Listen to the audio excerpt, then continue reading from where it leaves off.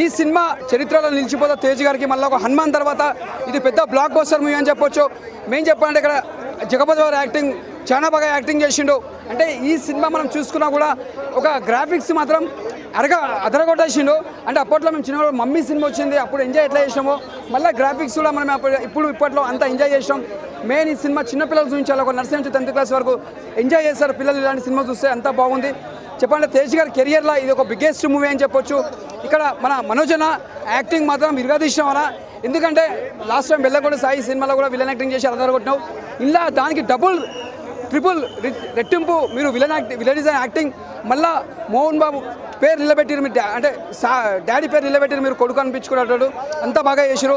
ఇంకా మీరు ముందుకు ఇంకా ఇలా హీరో లెక్క ఒక విలన్ లెక్క ముందుకు సాగాల మనస్ఫూర్తి కోరుకుంటున్న మనోజన. సినిమా మాత్రం పెద్ద బ్లాక్ బస్టర్ అని చెప్పొచ్చు. ముందుగా ఇప్పుడు శ్రేయ గారు యాక్టింగ్ కూడా ఇలా చాలా బాగుంది. తల్లి క్యారెక్టర్ చేసిన శ్రేయ గారు, ఆమె కూడా యాక్టింగ్ చాలా బాగుంది. ఇంకోటి చెప్పండి, సాంగ్స్ లేకుండా సినిమా తీసిన గ్రేట్ డైరెక్టర్ గారు. అంటే సాంగ్స్ లేకుండా కూడా కూర్చోబెట్టేసిన థియేటర్లో సినిమా అంతా బాగుంది, ఎక్కడ కూడా బోరింగ్ లేదు. నిజంగా చెప్తున్నా, ఇచ్చి పడేసిన బ్యాక్గ్రౌండ్ మ్యూజిక్ కానీ, స్క్రీన్ ప్లే కానీ, డైరెక్షన్ కానీ అతను కొట్టిందో. హీరోయిన్ కూడా మళ్ళీ మనకు ఆమె కూడా యాక్టింగ్ చాలా బాగా చేసింది, హీరోయిన్ గారు కూడా. ఈ సినిమా పెద్ద బ్లాక్ బస్టర్ అని చెప్పొచ్చు. ఇది సెన్సేషన్లో నిలిచిపోతుంది. హనుమాన్ తర్వాత మళ్ళీ ఈ సినిమా పెద్ద బ్లాక్ బస్టర్. జై శ్రీరామ్. మెయిన్గా యాక్టింగ్ వైజ్కి వస్తే అందరూ బాగా చేస్తారు. ఇంకా తేజ కూడా